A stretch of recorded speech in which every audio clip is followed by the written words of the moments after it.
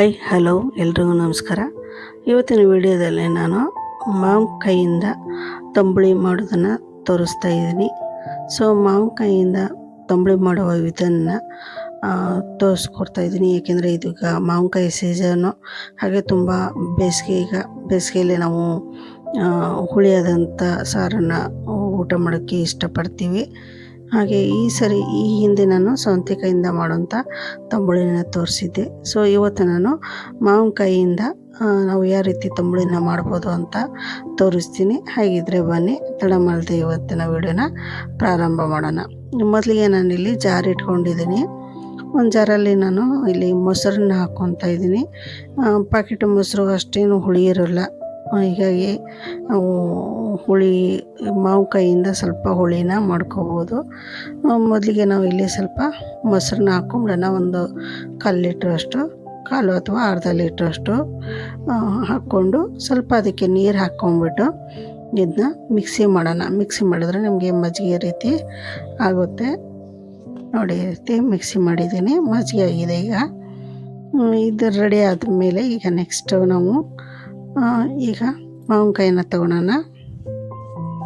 ಮಾವಿನಕಾಯಿ ತೊಗೊಂಡ್ಬಿಟ್ಟು ನೋಡಿ, ಇದು ತಂದಾಗಲೇ 2-3 ದಿವಸ ಆಯಿತು. ಸ್ವಲ್ಪ ಮೆತ್ತಗಾಗಿದೆ, ಹಣ್ಣಾಗ್ತಾ ಬರ್ತಾಯಿದೆ.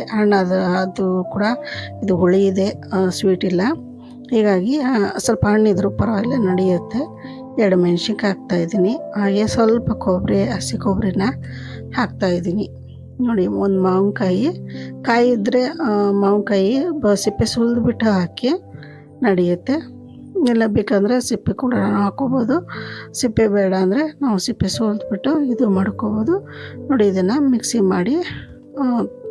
ಮಾಡ್ಕೋಬೇಕು ನಾವು. ಮಿಕ್ಸಿ ಮಾಡ್ಕೊಂಡಾದ್ಮೇಲೆ ನೋಡಿ, ಈ ರೀತಿ ಪೇಸ್ಟ್ ರೀತಿ ಪೂರ್ತಿ ಸಣ್ಣಗೆ ನಾವು ಸ್ವಲ್ಪ ನೀರು ಹಾಕ್ಕೊಂಬಿಟ್ಟು ಈ ರೀತಿ ಮಾಡ್ಕೋಬೇಕು. ಖಾರ ನಿಮಗೆ ರುಚಿಗೆ ತಕ್ಕಾಗಿ ನೀವು ಹಾಕ್ಕೊಳ್ಳಿ.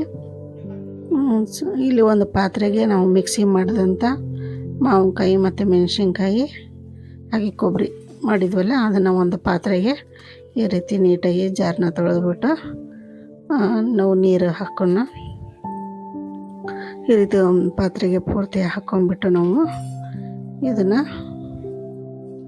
ಕ್ಲೀನಾಗಿ ನೋಡಿ ಜಾರನ್ನ ತೊಳ್ಕೊಂಬಿಟ್ಟು ಸ್ವಲ್ಪ ಇದನ್ನು ಕ್ಲೀನಾಗಿ ಮಿಕ್ಸ್ ಮಾಡ್ಕೋಬೇಕು. ಇನ್ನೊಂದು ಸ್ವಲ್ಪ ತೊಳೆದ್ಬಿಟ್ಟು ಜಾರನ್ನ ಈ ರೀತಿ ನೀರು ಹಾಕ್ತಾಯಿದ್ದೀನಿ.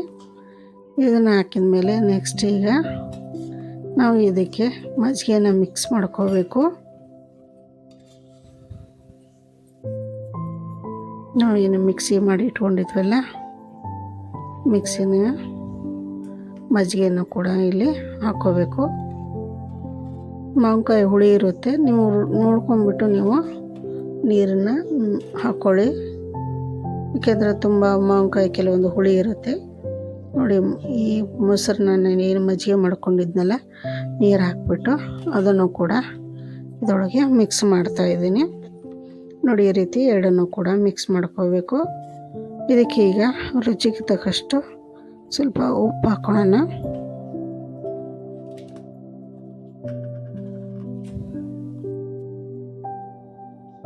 ನೋಡಿ, ರುಚಿಗೆ ತಕ್ಕಷ್ಟು ಉಪ್ಪು ಹಾಕ್ಕೋಬೇಕು. ನೋಡಿ, ಮಜ್ಜಿಗೆ ತುಂಬ ಗಟ್ಟಿ ಇದ್ದರೆ ಸ್ವಲ್ಪ ನೀರು ಸ್ವಲ್ಪ ತೊಳೆದ್ಬಿಟ್ಟು ನೀರು ಹಾಕ್ಕೊಳ್ಳಿ. ಹಾಗೆ ರುಚಿಗೆ ತಕ್ಕನಾಗೆ ಉಪ್ಪನ್ನು ಕೂಡ ಹಾಕ್ತಾಯಿದ್ದೀನಿ.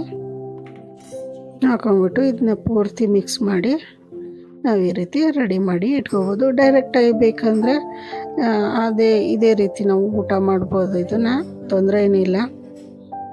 ಸ್ವಲ್ಪ ಇದಕ್ಕೆ ಹಿಂಗೆ ಹಾಕ್ತಾಯಿದ್ದೀನಿ. ಹಿಂಗೆ ಯಾಕಂದರೆ ಅದು ಸ್ವಲ್ಪ ಡೈಜೆಷನ್ಗೆ ತುಂಬಾ ಒಳ್ಳೆಯದು ಹಿಂಗು. ಹೀಗಾಗಿ ಸ್ವಲ್ಪ ನಾನು ಹಿಂಗನ್ನು ಹಾಕ್ಕೊತಾ ಇದ್ದೀನಿ. ಹಿಂಗನ್ನ ಹಾಕ್ಬಿಟ್ಟು ಈ ರೀತಿ ಪೂರ್ತಿ ಮಿಕ್ಸ್ ಮಾಡಿಕೊಂಡು ನಾವು ಡೈರೆಕ್ಟಾಗಿ ಹಾಗೆ ಊಟನ ಮಾಡ್ಬೋದು. ಅನ್ನಕ್ಕೆ ಹಾಕ್ಕೊಂಡು ಊಟ ಮಾಡ್ಬೋದು. ಹಾಗೆ ಕುಡಿಬೋದು ಕೂಡ ಇದನ್ನು, ತಂಬುಳಿನ. ಹಾಗೆ ಇಲ್ಲಿ ನೋಡಿ, ಸ್ವಲ್ಪ ಕೊತ್ತಂಬರಿ ಸೊಪ್ಪನ್ನ ನಾನು ಕಟ್ ಮಾಡಿ ಇಟ್ಕೊಂಡಿದ್ದೆ, ಅದನ್ನು ಕೂಡ ಹಾಕ್ತಾಯಿದ್ದೀನಿ.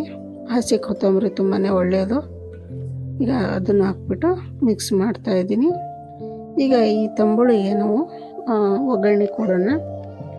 ಬೇಕನ್ನೋರು ಒಗ್ಗರಣೆ ಹಾಕೋದು, ಬೇಡ ಅಂದರೆ ಇದೇ ರೀತಿ ಹಸಿ ತಂಬಳನ್ನ ಊಟ ಮಾಡ್ಬೋದು. ನಾನಿಲ್ಲಿ ಸ್ವಲ್ಪ ಒಗ್ಗರಣೆ ಹಾಕ್ತಾಯಿದ್ದೀನಿ.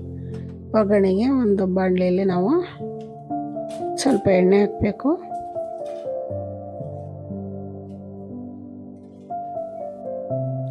ಸ್ವಲ್ಪ ಬಿಸಿ ಆದ ಮೇಲೆ ನಾವು ಎಣ್ಣೆ ಹಾಕೊಳ್ಳೋಣ. ನೋಡಿ, ಈ ರೀತಿ ಎಣ್ಣೆ ಹಾಕ್ಕೋಬೇಕು. ಮೊದಲಿಗೆ ಎಣ್ಣೆನ ಸ್ವಲ್ಪ ಬಿಸಿ ಆಗೋ ತನಕ ನಾವು ಬಿಡಬೇಕು. ಸ್ವಲ್ಪ ಬಿಸಿ ಆದ ತಕ್ಷಣ ಈಗ ಮೊದಲಿಗೆ ನಾವಿಲ್ಲಿ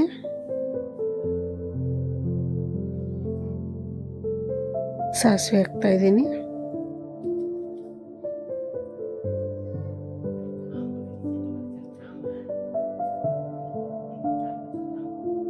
ಸ್ವಲ್ಪ ಜೀರಿಗೆನೂ ಕೂಡ ಹಾಕ್ಕೊತಾ ಇದ್ದೀನಿ ನಾನು. ಉರಿ ಸಣ್ಣಗೆ ಇಟ್ಬಿಟ್ಟು ಮಾಡ್ಕೊಳ್ಳಿ ಒಗ್ಗರಣೆನ. ಯಾಕಂದರೆ ಜೋರಾಗಿ ಇಟ್ಕೊಂಡ್ರೆ ನಾವು ಗ್ಯಾಸನ್ನ ಸೀದೋಗ್ಬಿಡುತ್ತೆ ಒಗ್ಗರಣೆ. ಸಣ್ಣ ಉರಿಯಲ್ಲಿ ನಾವು ಈ ರೀತಿ ಒಗ್ಗರಣೆ ಹಾಕ್ಕೋಬೇಕು. ಸ್ವಲ್ಪ ಸಾಸಿವೆ ಬಿಸಿ ಆದಮೇಲೆ ನಾನು ಜೀರಿಗೆ ಹಾಕ್ತಾಯಿದ್ದೀನಿ. ಜೀರಿಗೆ ಹಾಕಿದ್ಮೇಲೆ ನೋಡಿ ಈ ರೀತಿ ಸಾಸಿವೆ ಇದು ಆಗಬೇಕು, ಚಟಪಟ ಅಂತ ಸಿಡಿಬೇಕು. ಈಗ ಕರಿಬೇವು ಹಾಕ್ತಾಯಿದ್ದೀನಿ. ಹಾಗೆ ಇಲ್ಲಿ ಒಂದೆರಡು ಒಣ ಮೆಣಸಿನ್ಕಾಯನ್ನ ನಾನು ಹುರಿದು ಇಟ್ಕೊಂಡಿದ್ದೀನಿ.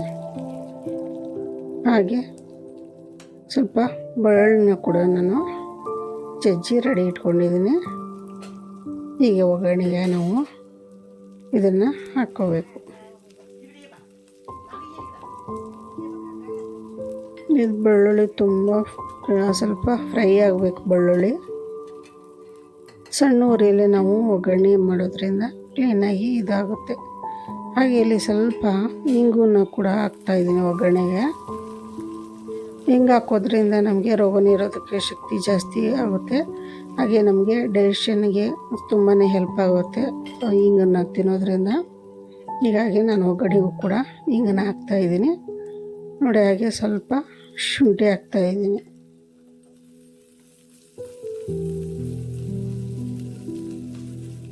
ಶುಂಠಿನ ಸಣ್ಣದಾಗಿ ಹೆಚ್ಕೊಂಡ್ಬಿಟ್ಟು ಸ್ವಲ್ಪ ಜಜ್ಜಿ ಹಾಕಿ ಅವಾಗ ಮಜ್ಜಿಗೆಯಲ್ಲಿ ತಂಬುಳಿಯಲ್ಲಿ ನಮಗೆ ನೀಟಾಗಿ ಮಿಕ್ಸ್ ಆಗುತ್ತೆ.